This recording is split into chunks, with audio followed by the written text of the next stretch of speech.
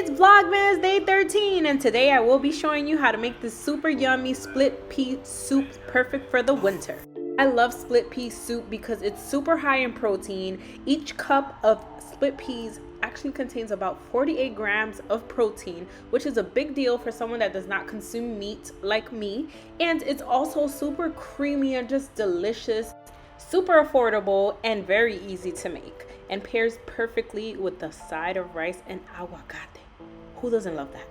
So after you wash your split peas and you add about 4 cups or more, depending on how much you're making, of water, definitely put it to boil, and then add some garlic and ginger to that boiling water to infuse your split peas with some flavor. I'm also going to add some onions. Now, do y'all know about the spoon trick to peel a ginger? Now, if you don't know about this, I'm saving your life right now because this is super easy to do. And once you've done that, go ahead and give it a rough chop. Big chunks are better because you definitely want to take that out before serving the soup. You don't want anyone to bite into big ass pieces of ginger. Trust me, they're gonna be tight. Trust me, because I definitely forgot to take it out and I was the one that bit into it and I was tight.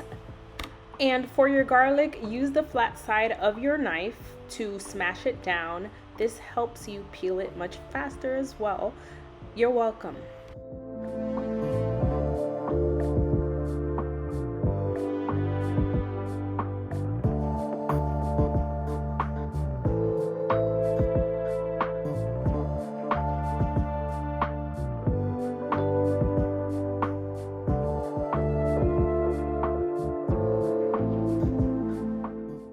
I also added thyme and green onions to my water.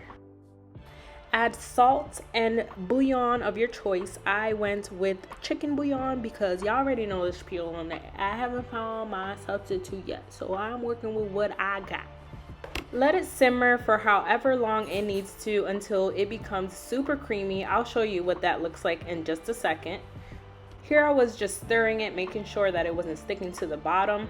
But as you can see, the split peas are still whole. We don't want that. We want it to look as if it were blended. Also, add water as often as you need to until it becomes the consistency that you want. All right, so in the meantime, let's get to chopping up our veggies.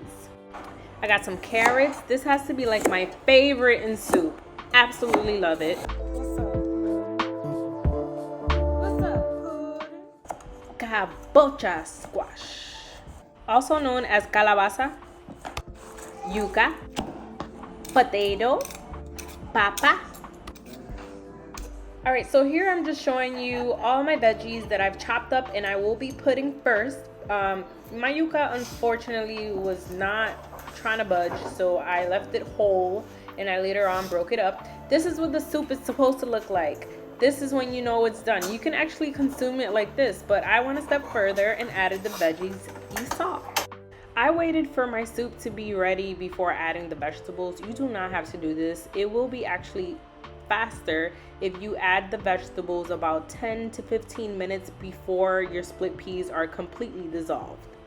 Doña Gallina, fresh cracked pepper, cumin. All right, so another thing to keep in mind when making the soup is to make sure you use a big pot and you add as much liquid as you need to, because the split peas do become super thick. Like, you see that? Especially when adding potatoes and starchy veggies, it does become thick. So I went ahead and added some vegetable broth just to loosen up the soup a little bit. See, I also added my zucchini and cilantro as a finishing touch. Zucchini tends to get very smushy, so I add it last just to make sure I don't overcook it, and it also gives the soup a little bit of a crunch. So here's the final results. Of course, rice and aguacate on the side. I hope you give this recipe a try. And if you do, take a picture and tag me on Instagram at im_JujuP. Bye guys.